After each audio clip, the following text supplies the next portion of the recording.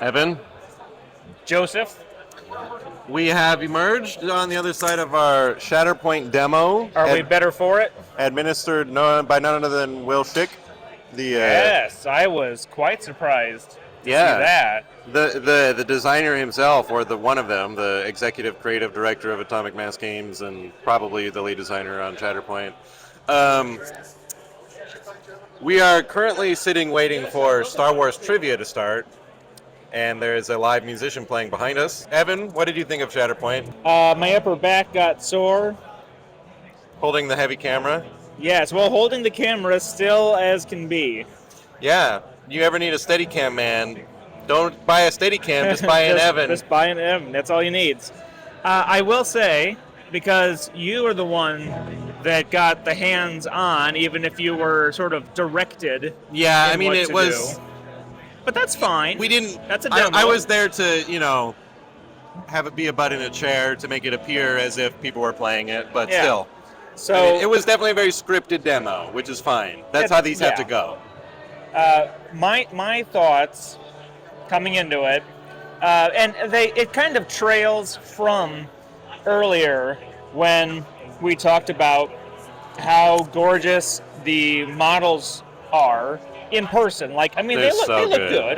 good, They're on a video, gorgeous. but yeah, in person, live, in front of a live studio audience, they are amazing. It's so good. And I even got to talk with Dallas Kemp, the what's called, I don't know what his Creative title director, is. I think. I don't know. He said he's like the creative guy. He is like the head of art. He is the paint man. He is the man behind the paints. And he and I like talked about what makes those models so great. And I'll have more thoughts on that later. But for the game, like just looking at it, it looks impressive. It looks fantastic on the table. The cards make sense on the table. The miniatures themselves, fantastic looking. As he was explaining everything, it all made sense. And I mentioned this off the air. There were things about the cards that I couldn't really figure out just from, trying to intuit their meanings. But Mr. Schick did a great job explaining everything. Yeah, the way the combat trees work seemed very fun. Really, the only question I have at this point is how slow are attacks going to be when you work through your expertise trees and the combat trees? It's unclear to me how. I feel like once you got the hang of it, it'll probably go pretty quick, but every time you make an attack with a character you're new with, you're going to stop and consult every little option on the tree.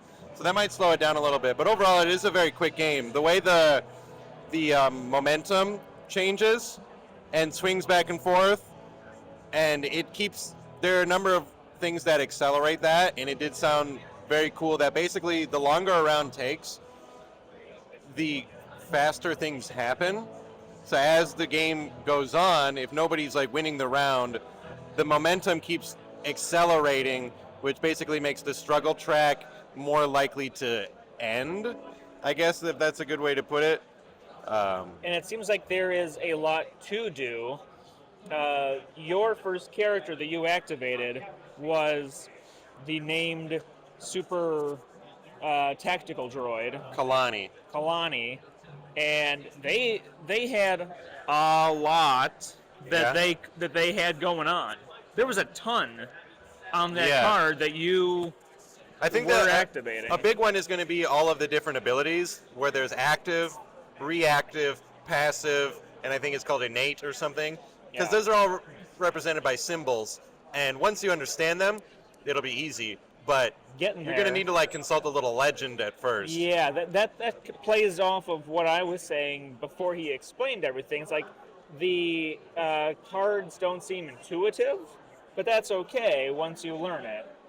So, learning curve, but that's not unusual for... Especially like a Star Wars game where it's just like, oh, here's all the symbols you need to learn. The dice were fun. The dice felt good. The symbols on the dice were nice. Definitely nothing new to people playing Star Wars games from Fantasy Flight, where custom dice, custom symbols that cancel each other out. It did seem like there was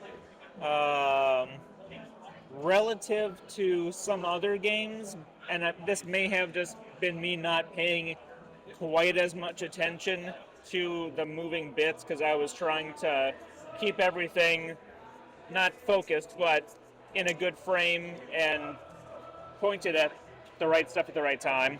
But it seemed like there was less that you had to be actively considering each and every single time.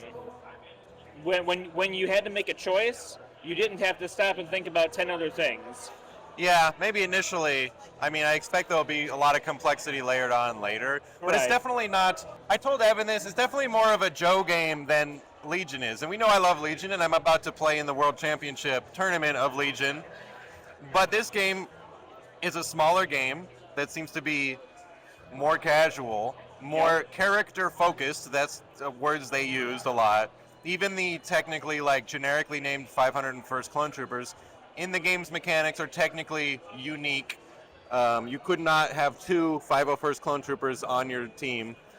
Oh, sorry. Speaking of that, he did clarify the era indicator only applies to a squad. Yes, squad. The minis you put on the table are called a strike force, which is comprised of two squads. And so each squad must match an era, but the two squads in your strike force do not have to match. So your strike force could have Maul with friends from Maul's era, and the other squad could have like Darth Vader with friends from Darth Vader's era. Obviously, Darth Vader's not. He said Darth Vader's coming. I mean, it's a given. That's the most obvious. But so there will be. If you're worried that this game is only covering the Clone Wars or the prequels, there will be branching out everywhere. And honestly, this game seems much more likely and much more rife for sequel era characters than Legion does, for sure, because it's smaller scale. There aren't many large scale troop battles in the sequel era that you could play with in Legion. Not that you couldn't, but it's just less of them.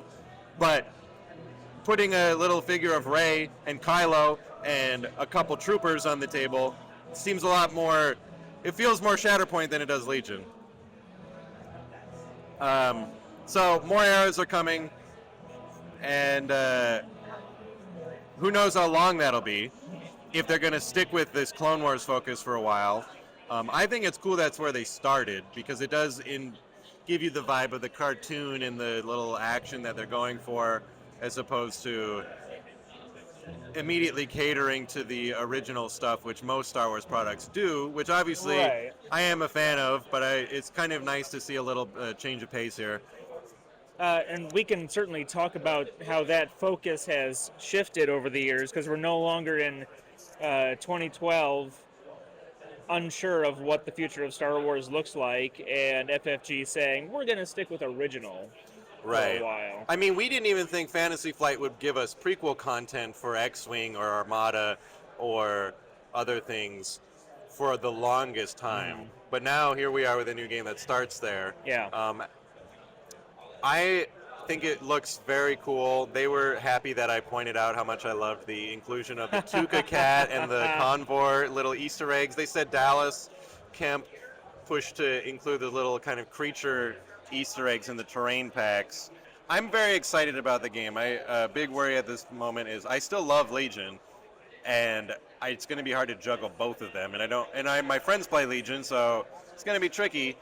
We'll have to see how the communities shake out, because I don't want to dump Legion for Shatterpoint, but I am very interested and excited about it.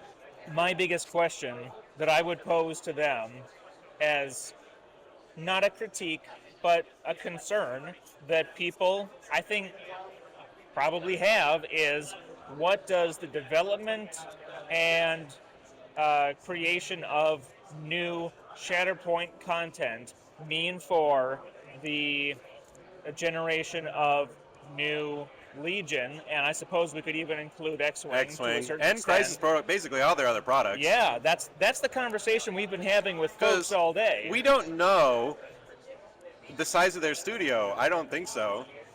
We know the faces. We know the face people. Yep. But we don't know what their internal development looks like, or how big each team is, if there are separate teams. Right, is everybody double dipping on all the titles, or is there dedicated teams? I mean, if we have another chance to sit down with them, we can try and see if that's something they're able to or willing to answer. I'll say again, I've pointed it out about Crisis Protocol in the past. Going a little off topic, back to just the mechanics of the game. There's one thing I love is, like Crisis Protocol, if you have a mini on the table and they take max damage, that's not the end of them. And even more so than I originally thought, because so the way it works is you take X number of damage until you get a wound, and then you can take X number of wounds. So everybody, I think, has a minimum of 2 wounds. So nobody can just be taken off the table before you have a chance to play with them. So you're not going to put your favorite guy down, and he's going to get wiped before you even have a turn to use him. You'll get at least 1 turn with every mini you have, maybe more, because the other thing is, even when they've taken a max number of wounds, let's say you have a guy, he can take 1 more damage and then he's maxed out on wounds. They go first, they do that to him. He's still not removed from the table until he's had 1 activation. If you finish an activation with maxed out, then you're done. So even if a guy gets super nuked, he still gets at least 1 go, 1 last hurrah before he's taken off the table, which is cool. That's a mechanic that Maul had in Imperial Assault. That said, if you're at max damage, you still get to take an activation before you're taken off. It was like a special thing. That's just everybody in this game. Yeah. Where, because that's something that happens now and then in Legion. I think it happens more in other miniatures games where you put a guy down and your opponent knocks him off the table before you get to do anything cool with him. Yeah. And that's not anything that can possibly happen by design in Shatterpoint and in Crisis Protocol, but even more so in Shatterpoint, I think. And I think that's very exciting. Yeah, I had a tiny bit of that on our game earlier today, where I was able to move some guys. Right. So they did some stuff. Especially Legion, when you have a squad of 5 guys, and each of those minis in that unit you've spent hours painting, and then he's just 1 health gone. Yep. I mean, it's something you learn to live with. I'm still not a huge fan of how you can mix and match factions and affiliations in Shatterpoint. It feels appropriate in MCP, because that happens, and that's a thing in the comics. Oh, the good guys and the bad guys. But that does not happen in Star Wars as much. I'm honestly surprised that licensing let them do that. It's weird. A lot of the characters do have abilities that specifically benefit other people who are similar to them. The Mandalorian Super Commandos have things as, other Mandalorians do this, or the Battle Droids have a thing that says, other Battle Droids get this benefit. And in Crisis Protocol, there's a thing where, Avengers. All the Avengers get this bonus if everyone on your team is Avengers. So there's incentive to build thematically, but you don't have to. Yeah. And that's kind of weird. But also, if I only end up playing with 2 of my friends, we're going to play how we feel like it. It's just if I end up being in if there's a community and tournaments and stuff, then there's going to be people who have Obi-Wan and Dooku teaming up, or Obi-Wan. Clone Wars Obi-Wan with Darth Vader on the same team, and it's going to be seems kind of weird. Because one of the reasons this game excites me so much is it's so character focused, and one of the things I love when I play games is the little story that gets told over the few hours I'm playing it. And that story just doesn't make sense to me if Obi-Wan and Darth Vader are buddies. It's Smash Brothers. Even when I'm playing Rebels versus Rebels, I'm oh, these guys are imposters, or it's a training exercise or something. Yeah. Oh well, it'll be fine, probably. Yeah, I mean, and that, as Mr. Schick did say, they'll never tell anyone how to have their fun. So right. If you're gonna do a narrative event at a game store, or you and your buddies are gonna do a multi-week narrative take over the galaxy event, a la the original Galactic Conquest from Battlefront 2004. Yeah. Then you'll be you can only use this in this event, but if you're nieces and nephews just want to play with I mean, their that's the other thing. toys. They do seem, because of the art style and the scale of it, it does feel more like, hey, let's knock some action figures together. Because They do. It does seem there's going to be less overhead strategic thinking required for this game. It seems like it to me, compared to Legion. There's going to be way less strategery. But he even said it's basically you're thrown into the middle of some chaos. You don't have a plan. You adapt to things as they unfold, which does feel more like, little kids playing with their toys. Oh yeah. And I'm sure he talked about Saturday morning cartoons, and the action figures are definitely a part of that, because you're just gonna pick up your guys and be like, oh, this, and then you come along like, that's not how the story goes. Yeah, but it's how my story goes. Yeah. So the lack of emphasis on strategy and the more emphasis on adapting to what the game deals you appeals to me, because yes, that was very interesting. Sometimes my brain says, I don't need to strategy. And sometimes you play against someone, everybody's way better at strategy than me. That's my life. So, I don't know. I'm very excited. I'm just worried about how this will affect Legion as a whole, and how this will affect Legion for me personally. My main concerns. Yeah, I think that's what every Legion and MCP person are gonna be sitting there wondering. And yeah, if we have a chance to sit down with anybody from AMG again, we'll ask them those questions. Looks like Star Wars Trivia is about to kick off, so we're gonna sign off for now, and we will check in again after I've got my butt kicked at Worlds tomorrow.